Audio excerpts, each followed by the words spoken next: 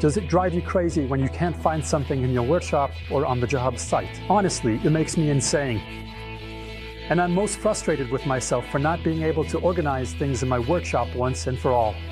Probably because the range of organizers, boxes, cases, containers, and bags is so diverse that it's hard to navigate.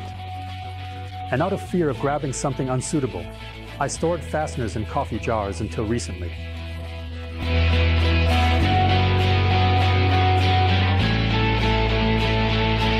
Hello, my name is Tomasz Krasinski, and I remember well the time when the pinnacle of DIY organizers was jars from preserves, attached with screw-on lids to the underside of some cabinet. Good old Czech craftsmanship. Well, thankfully, that's all in the past.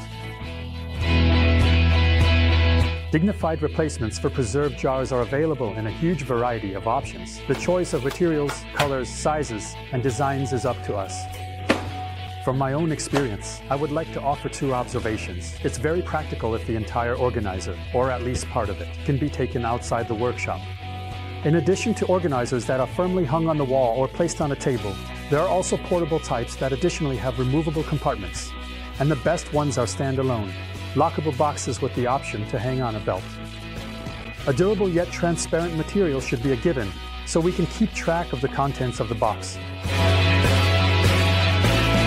While organizers are meant for small parts, components, and fasteners, boxes can hold larger items, such as accessories for power tools, as well as light sources, electrical and assembly materials, containers with paints and adhesives, etc.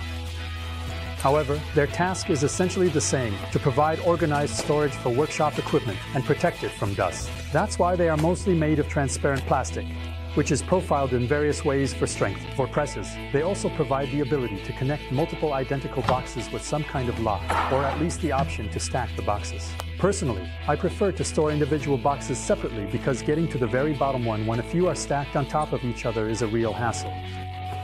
If you want to stack boxes, go for ones that have a side opening. An interesting type is the collapsible box, which takes up minimal space when folded, yet you can easily and quickly gain storage space of up to 30 liters or more with a sturdy lid. Ideal for the car and definitely not just for tools. I'll divide suitcases into two basic types. The first are hard-shell suitcases and cases that resemble our travel gear. We can utilize their internal volume completely at our discretion. The second type is suitcases that combine the spaciousness of boxes with the organization of organizers, while also adding the ability for easy transport. A suitcase, regardless of its shape and size, is primarily characterized by some kind of handle and often also by wheels.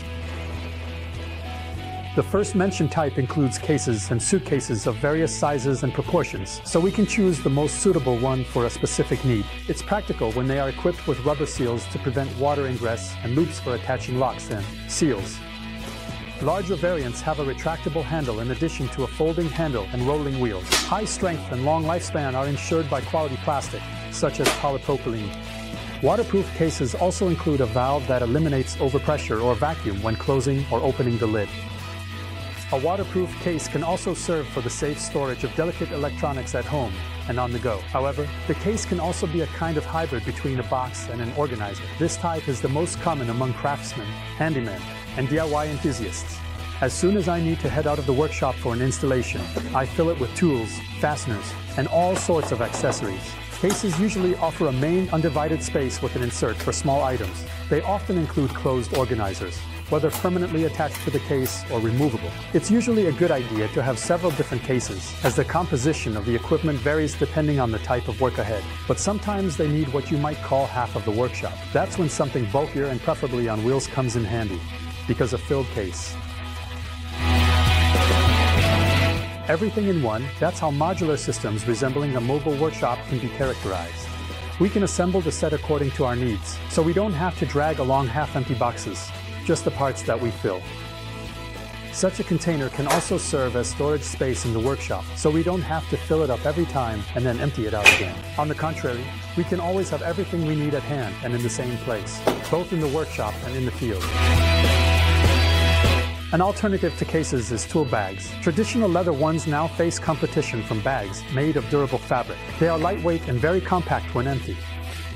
They are comfortable to carry over the shoulder and adapt better in shape than cases. While they don't protect the contents as well as hard cases, they are ideal for smaller scale installations. You just need to choose the size and shape, whether a single compartment or one with lots of pockets, loops, and small compartments, simple bags or padded ones.